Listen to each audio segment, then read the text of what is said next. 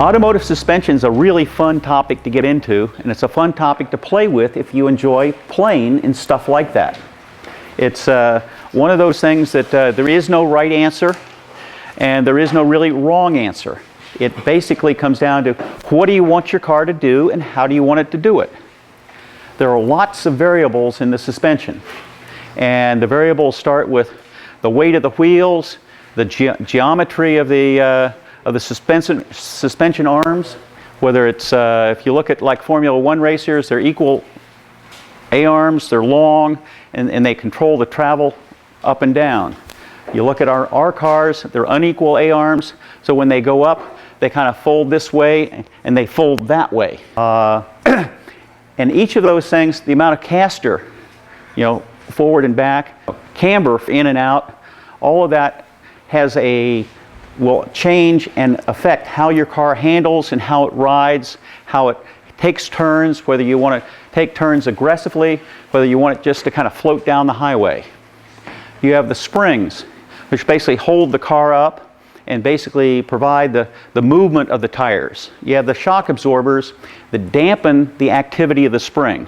That keeps this, so when it pushes down, it doesn't just float, and the shocks will slow the descent and slow the ascent. And that's another variable.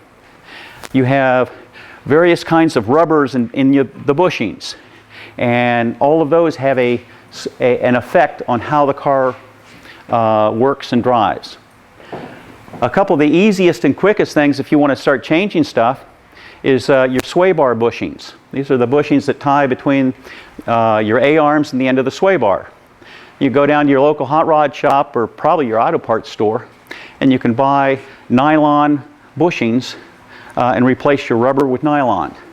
And what that does is that reduces the amount of cushion, and it starts applying the forces of the sway bar sooner. And so that reduces the roll of the car, which is what the sway bar does. This, in the 113, I'm unaware of an aftermarket heavier sway bar. In the 190 world, we do have an aftermarket heavier sway bar. I know mine is pretty heavy, and so I have not been inclined to increase it, but I have put the nylon bushings in it, which tightens it up somewhat. Talking about the unsprung weight, which says when you hit a bump, the wheel will go up and down. The less weight you have in your wheel, the faster it goes up and down, and the less forces it transmits to the car. So you want to reduce the amount of weight you have in your wheel. You say, hey, that's cool. How do I do it? This is one way. This is an aluminum wheel. Standard Mercedes comes off a diesel, and it reduces about 10 pounds. You have full wheel cover, snaps right on it. If you want to use the small wheel caps, the 190 SL group guys, they take the snap lugs off of their old tires, old rims, and machine holes, bolt them into these, and it'll take the small hubcap. They came on a number of the diesels. They came in two widths. They're 14-inch by 5.5. A very rare one is a 14-inch 6-inch. If you can find a 6-inch, buy it no matter what. These are reasonably available, $30 a wheel. I think if you call German Auto, they have a bunch of them, I think. They used to. So that's one of the first kinds of things that you can do that's not a big issue. Will make some little difference. Okay, now let's get into more of the meat of suspension. The meat is springs and shocks. And I've played with springs and shocks for, probably a couple of years. And I got interested when Tom Sargent had a set of Olson's progressive springs on his car. And his car was sitting up like that and he didn't like it. So he took them out and I got his old springs. I thought, this is cool, and I'll cut them down and use them in my 190 SL. But then I started getting into it and looking at it and saying, I'm not going to spend $800 for a set of springs. That's crazy. So I started looking at it some more and got the specs for all the springs. And with the specs from our springs, you can go through some calculations and figure out what the original springs are. And so I've done that and played with that.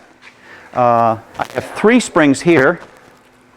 This one's from my 230 SL. This is a standard normal stock spring. It is the rating on it. This is 250 pounds per inch, which means you push down 250 pounds, it'll compress 1 inch. And there's 2 ways you can do that. You can go look to the data book, and they will give you the spring dimensions. You convert the metric to English measurements, and you'll figure it out. There's also a standard set of formulas to calculate the rate of springs based on the diameter of the steel, the diameter of the spring, the number of coils. And what that basically is a spring is just a torsion bar that's wrapped in a circle. The more loops you have, the longer the bar is. The longer the bar is it changes the calibration of it, the force, the pounds per inch. So the stock one was 250. So I went and I looked at John Olson's, and that was 350 pounds. And this is John Olson's progressive spring. And what progressive means is, you notice there's a difference width between the coils. You can see it better. This is a progressive spring from a 190 SL. You can see the difference in the, so that as the spring is compressed, this top will touch the next rung of the spring. As soon as it touches it, it's like that coil doesn't work anymore, which is the same as shortening the length of the rod, which raises the rating of the spring. So John Olson's spring, when this one here, this top one touches the next one, it raises the spring from a 350 to 400 pound per inch spring. When the spring is compressed, the distance between each of the coils compresses the same amount, equally. And since this has less to go, as soon as this one touches, it stops compressing. It touches first. And then the effective spring is just the rest of them. And that's how you get a progressive spring. So you understand what it is, you see how to look for it. I went and found on a website Eibach springs, and I found all of the Eibach inventory by mechanical specifications. And so I found I bought a 300 pound per inch spring, which is slightly stiffer than stock, but not as stiff as John's, that was tall enough, and it had flattened ends, and I just cut off the ends so it fit right. And from the website, they cost about $50 a spring. So I got 2 front springs for $100. And I thought, for $100 I can try it and play with it. And that's what I have in my car right now. And I like it. And so by putting stiffer springs, what that does is that reduces the amount of brake dive, and once again it reduces the amount of roll, because as the spring compresses, it's about 20% stiffer. And so it stiffens up, and so it doesn't dive as much. What I do is try something. If I like it, then I'll leave it. If I don't like it, I'll try something else. And these I have really liked, because they are not so stiff to be harsh, but they really change the feeling and the cornering ability of the car. They are not progressive. 300 pounds per inch. They are slightly shorter, and you need it slightly shorter, because if they're stiffer, you won't compress them as much. And that gets to say is, okay, you need to adjust the ride height. And the ride height is what is one of the more tricky things to play with. And you say, well, And one of the ways to do it, if it's too high, you just cut off a little more spring. That's not too hard. And and you can cut off, and the spring will still fit up there. It won't go anyplace. So long as you have an end to sit where the end wants to sit, and the springs, they won't move, and it'll work well. But if your car sits too low and you need to bring it up, what do? Pull the springs out, pull the rubber at the top out, and then you install some little spacers. Real simple. And these little spacers are about 1/8 of an inch.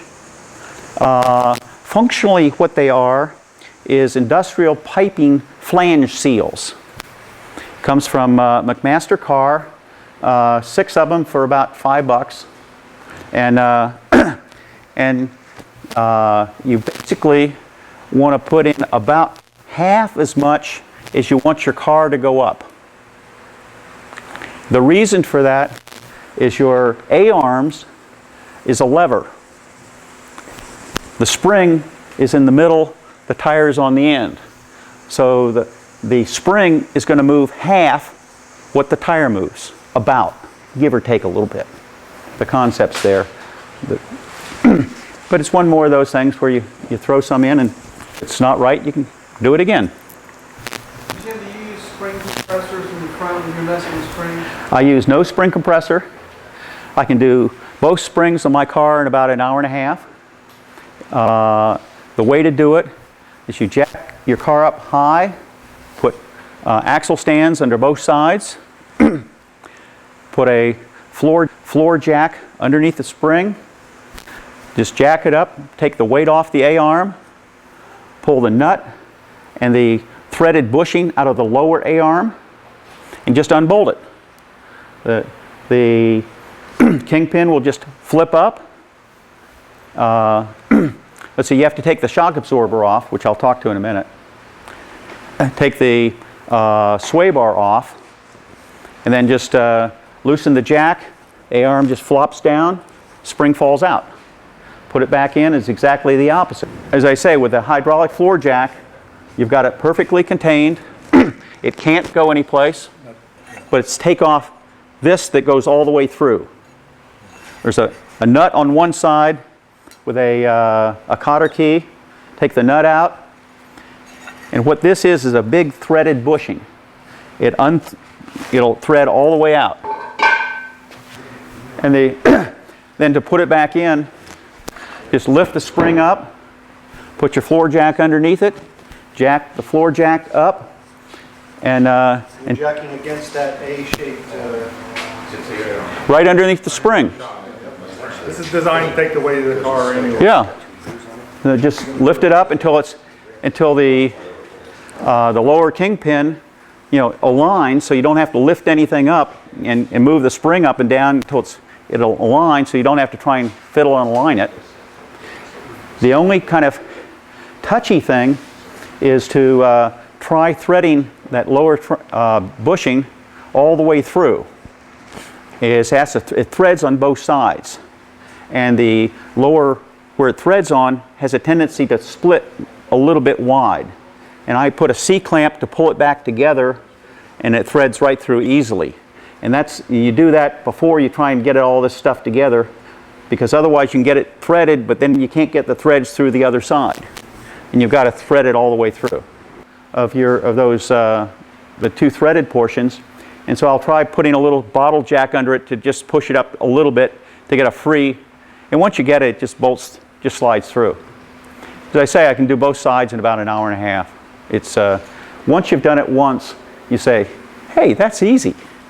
But that's basically how to install the springs. If you have to shim it to get your ride height, you say, "Well, what ride height do you want?"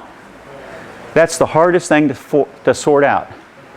I measured mine before I did it. My car was sitting up a little high.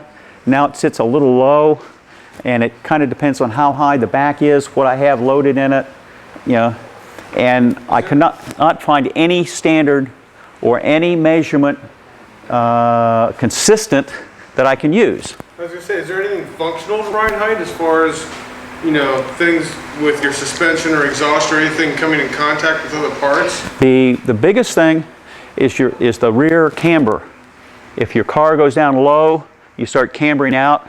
If it gets too high, camber's negative. And so you want the rears. But again, when you're measuring ride height, the way to measure it is from the center of the hubcap to the lower lip of the fender. And the reason the hubcap to the fender is that takes out tire size, tire pressure, tire wear, and all that stuff. From the center of the hubcap to the lower portion of the fender is 100% suspension. And so that's what you need to measure, and I've not found any consistent measure anywhere. In fact, I was thinking about doing one here, but you need cars on flat level ground, unloaded. And we all have trunks full of stuff and everything else here. In order to get a consistent measure, we've done it in the 190 SL Club, and we came up with all kinds of variations, and we just took an average and said, okay, that's probably pretty close. CV Products sells a huge amount of stuff to the racing market. On their website is 1,064 different springs by mechanical characteristics. And so you can find the mechanical characteristics you want there, and they're $50 a spring, and they're delivered in about a week.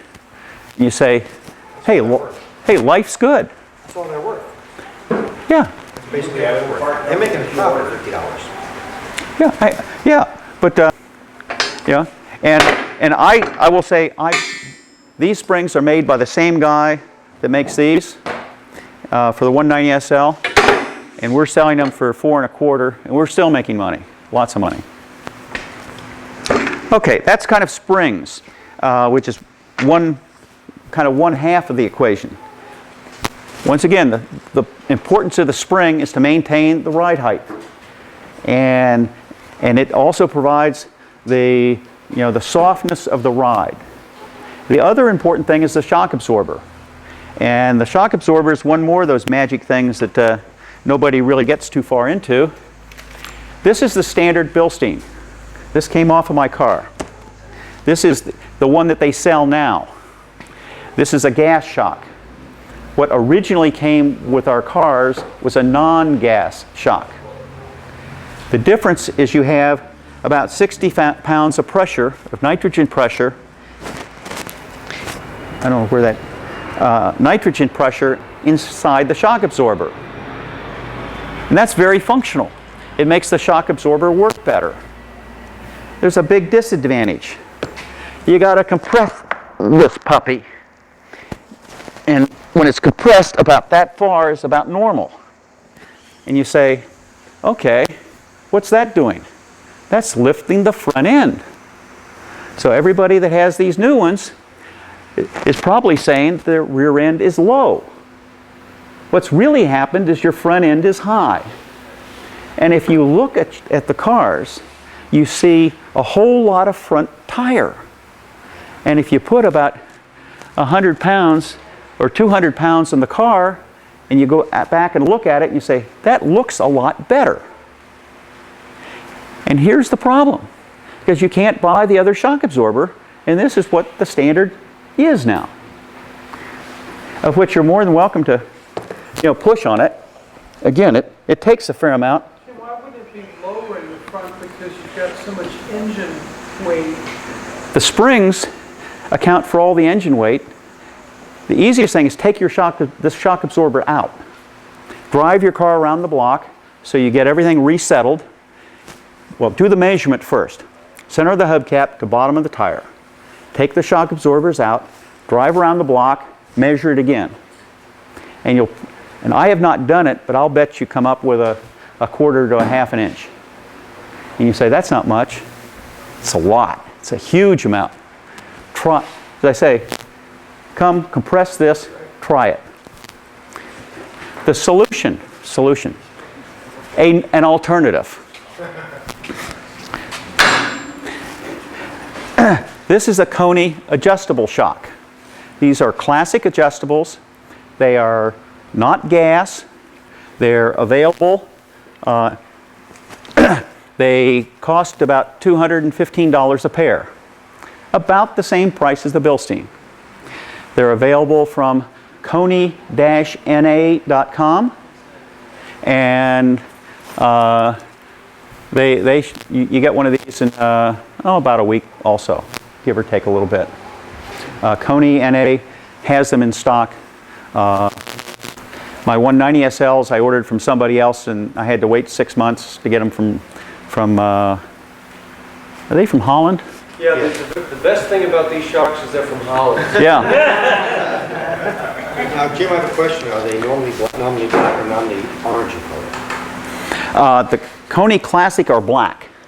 And those are the ones that are designed with the fittings that fit our cars. So you know, when you order it, it comes with this fitting on the bottom that fits, comes with the right rubbers on the top that fit, and you just stick them in.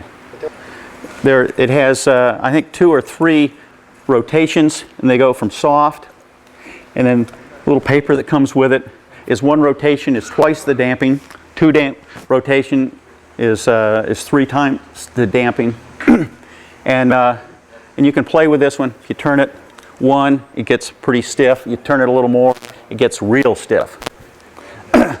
Okay, so what's this really do, and why do you want it stiffer?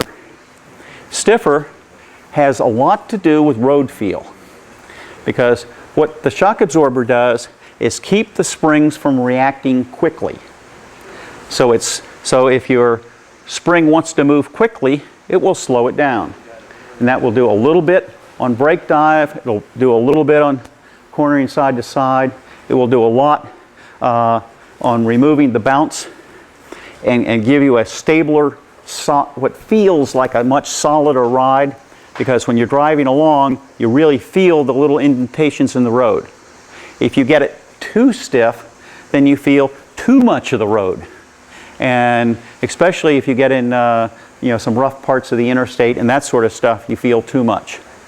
Mine I currently have at 1.5 turns, and when I get home I'm going to back it off 1/2 turn, because I think it's a little too stiff for me, and so I'll run just 1 twist.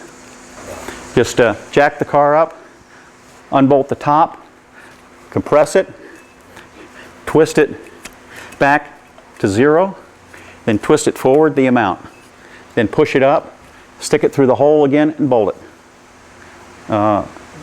Real easy. The 2 things is, one is the ride height, and the second is so if you want to stiffen it so your car tracks closer to the road, and it gives you more road feel. If the looser it is, the more your car will just kind of wander along and just feel soft and smooth. And that's part of the problem with these cars, is they were built as touring cars. And that's why they have such an incredibly soft spring. Is almost no cars have a spring that's 15.5 inches tall. And it has to be 15 inches tall, so when it's compressed to fit, it lifts the suspension 1,300 pounds. So you have to compress it 1,300 pounds in order to hold the car up. And that's why the spring's so long. If you look at any American cars, the springs are about half that length. And the reason is they're much, much higher spring rates. And that gives you, this lower spring rate gives you a much softer, smoother ride. All shock absorbers are calibrated in both directions. What the specifications for the shock absorber are, I'm really not sure, but I can tell by compressing and letting it go that it damps in both directions. Springs never go bad. A spring is a steel mechanical item, and it never quote quote wears out. People say all sorts of things, but if you take the spring out and look at it and put it on it still bounces, still has the same rates. What really happens if you've got rubber bushings all over the place, and the rubber on the top You've got rubber on your that hold the front subframe in. You've got rubber in your sway bars. You've got rubber, in your rear trailing arms. You've got rubber on the top of your rear springs. But what happens is other things happen in either your rubber bushings or other things that you end up with suspension that doesn't look right. And what's normally said is it's springs. And while we're in doing the springs, we'll do all these other stuff too, which makes sense. Yeah, I put the highest I could get in my rears because I had a sagging rear problem, quote, quote. And I kept messing, and I figured out my sagging rear was my too high front. Yeah. Which is the other, you just don't think that the problem is in the front because the rear's too low. The problem is the front's too high. The part number on the spring, I think I posted it on the website.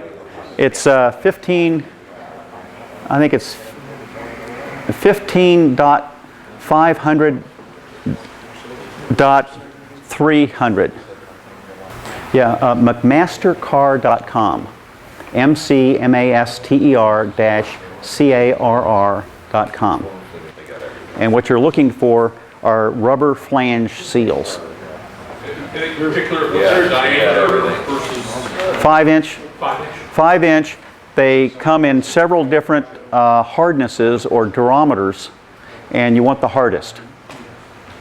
It's the highest number. Anything else?